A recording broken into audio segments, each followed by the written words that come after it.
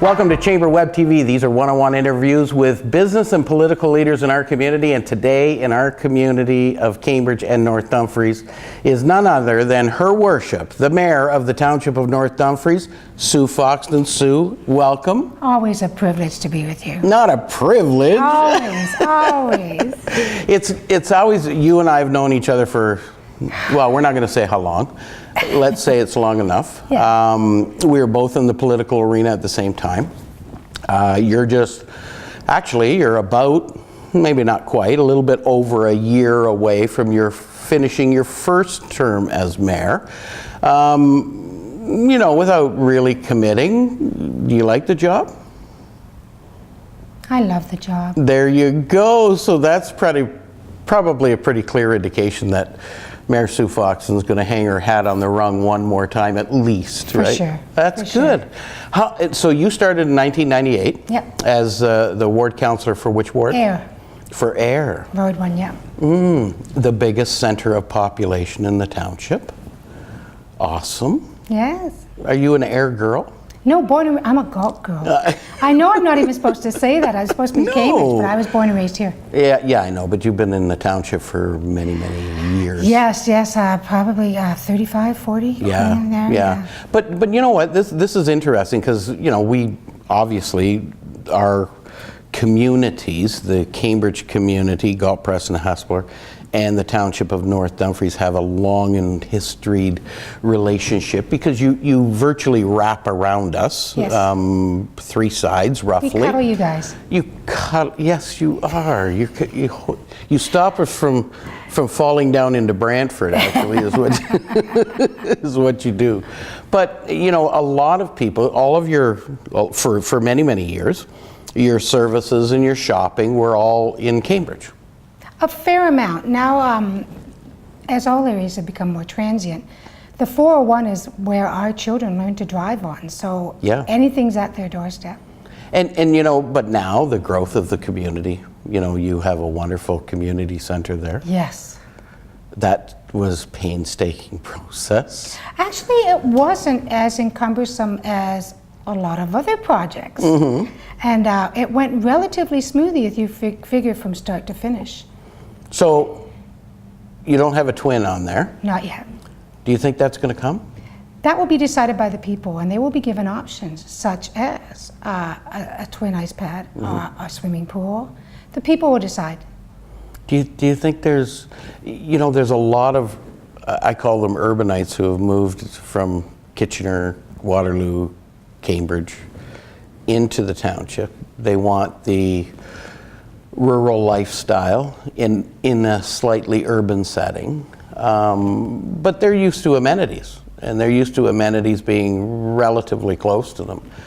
Do you think that demographic is changing enough that's really going to put, and I shouldn't say pressure, because it's not pressure, it's opportunity maybe forward for the township to grow in those types of areas of community recreation and things like that? It has to be smart growth, as you well aware, and we can't knee-jerk. So we do have to have the discussions. We do have to analyze. We do have to talk to the public. We do have to see where and when. And we're no longer just welcoming Kitchener, Waterloo, Cambridge. It's Toronto, Mississauga, as you're well aware. Yeah. Houses in Ayr are on the market for a day, and they're selling above asking. Yeah. So it's wonderful if you own them. Yeah, there was an open house. How many open houses have been canceled because the house is already sold? So there's strong growth in the area. Very. Is there much urban greenfield space? We still have a significant amount. Ayr will double in size in the next 6 years. Are you kidding me? No, it's already been planned. It's already forecast. We will go up to 6,000 within the next year or two.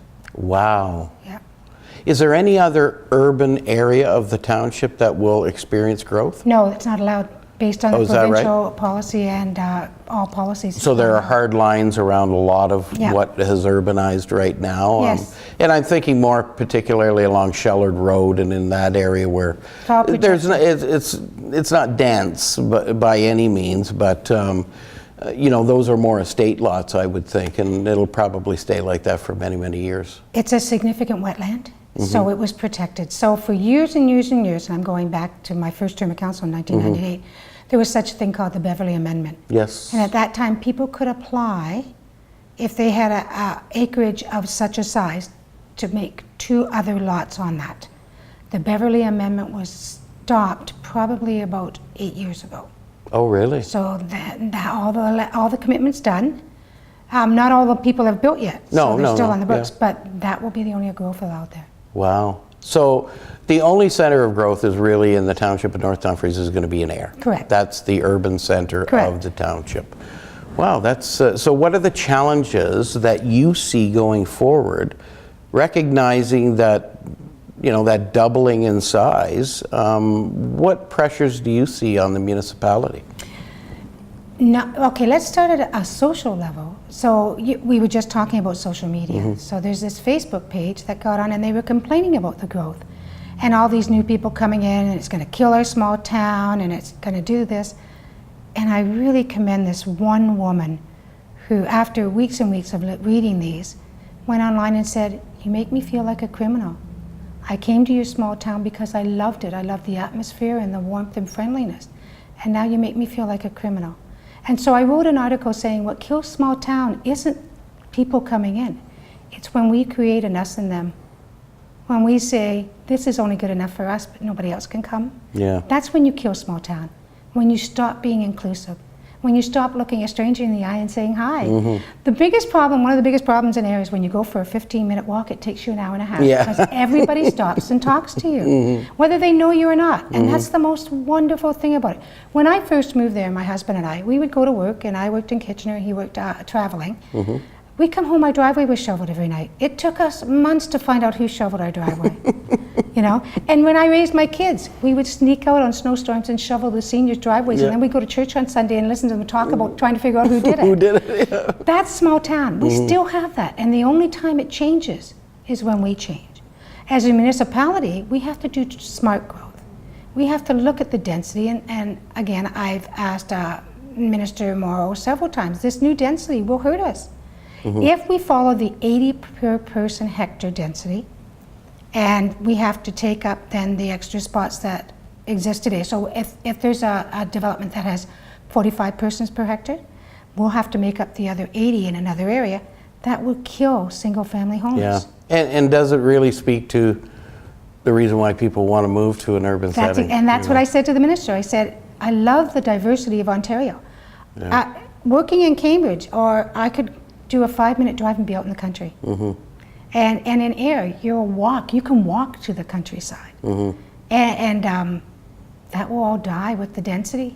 And you bring in the density, you put people on top of people, you get more crimes, because people get angry. They build walls up, mental walls as well as physical walls, and become very territorial because it's so dense.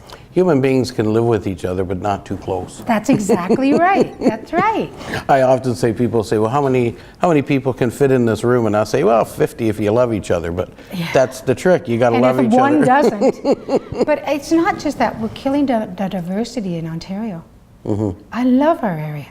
I love that I can go to Kitchener, Waterloo, or Cambridge to multi-festivals. I can go to Wellesley to the Apple Butter Festival or the Maple Syrup Festival up in Elmira, and I can have my own little community and go to the pond downtown, listen to the band. I love the diversity, but you get that much of density and you get more gridlock then. You get a lot of problems that come along with it. It doesn't do well for I think you're right. I think, I can understand it, when you're already in a fairly large urban center to say, we've got to maximize the use, because really what you're trying to provide is transportation and services to that huge population. And the further they get away from all of that public transportation thing, it's difficult to get them engaged in the community. In a small rural urban setting like Ayr and the township of North Dumfries, you're a long ways away from those problems. That's right. Like you said, you can, no matter where you live in Ayr, you can walk to the countryside, and you probably, even when it doubles in size, you'll still be able to do that. And that's the optimum that you want to see in a rural urban setting. Yes. You know, I love that pond. Oh my gosh. But have you been is- to Sheps? And have you been to Browns and Clyde and Branch? We have some of the most beautiful areas. We're so fortunate. It's just, even when I was campaigning, I tried to go to every single house, and I was just blown away at how magnificent the area we live in. It really is. Like, you know, I've always, Lisa and I have always talked about, you know, if we were to ever, you know, retire or want to retire somewhere, we'd probably want to try and find, you know, a couple of acres and small little house, but somewhere where you can kind of get out there and yawn and spread your arms out, because that's what the township really offers. It offers that beautiful rural urban setting that I think is missing a lot in especially when you get into the urbanized areas, you know.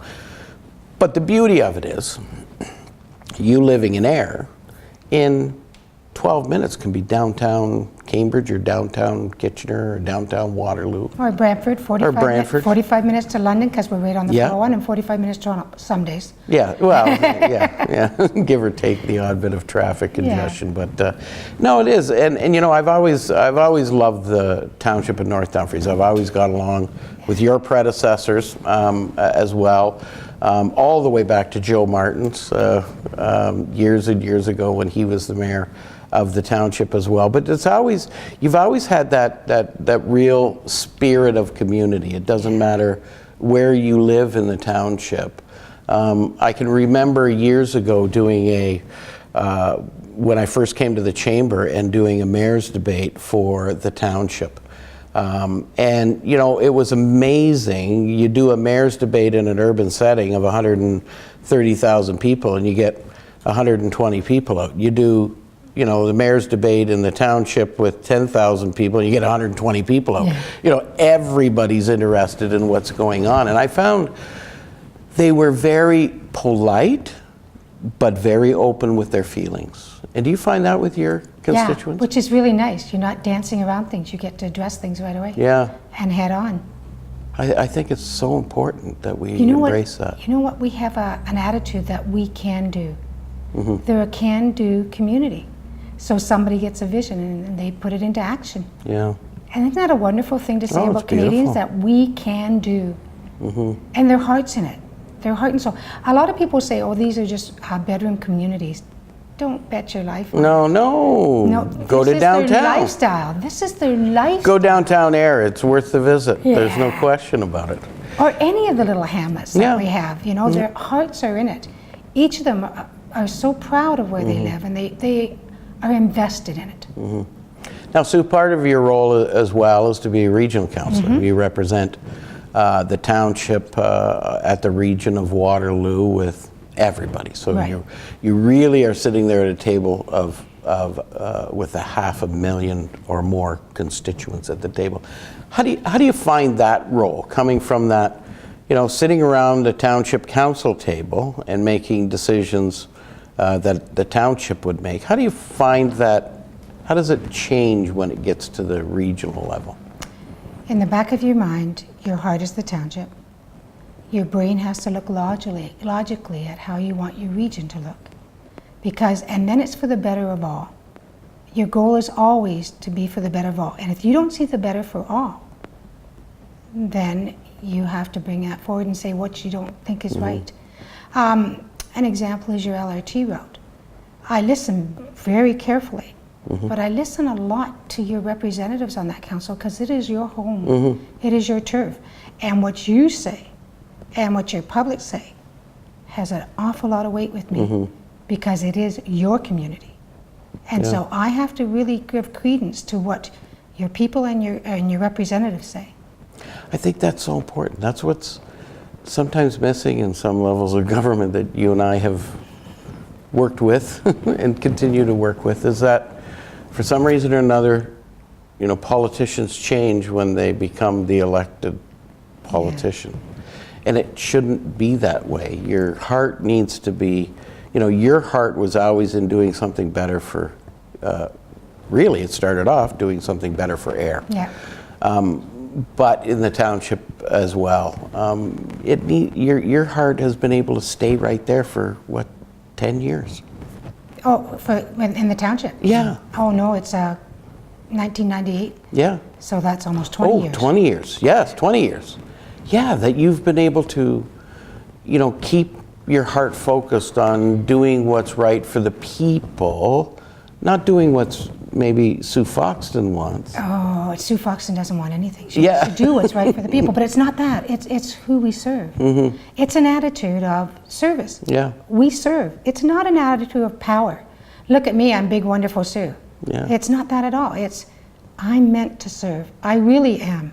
Whether it's, doing this or whatever, I will always serve. No matter where I am, it's who I am, just like you. You are meant to get the word out there. You are meant to promote, but you also have your eyes wide open. So important to have your eyes wide open, because with your eyes wide open, you see all perspectives. Absolutely. Yeah. And some people absolutely. get caught looking just in one direction. And when you do that, you fail yourself as well as a lot of others. I think you're absolutely right. That's why I often say, as you well know, you're my favorite mayor. I love you. I say that even with Mayor Doug in the room. I know, you said that at a public I breakfast. know, and Doug, he kind of gives me a few darts every now and again, but you're his favorite mayor too. And you really are, Sue, because I think it's that heart you bring to the job that has never changed. It's the exact same heart I remember back in 1998. You just want to give, you want to do what people need done, and more importantly, you want to make your community a better place to live and raise your families. And I congratulate you on everything that you do and everything that, that the Cambridge Chamber of Commerce also represents the Township of North Dumfries, and we will be there helping you achieve your community's goals in every single manner. So Thank you so much. thanks for doing what you do. Oh, thank you so much. Let's do this again sometime. Always a privilege. Ladies and gentlemen, that's Mayor Sue Foxton from the Township of North Dumfries here on Chamber Web TV. Thanks, Sue. Thank you.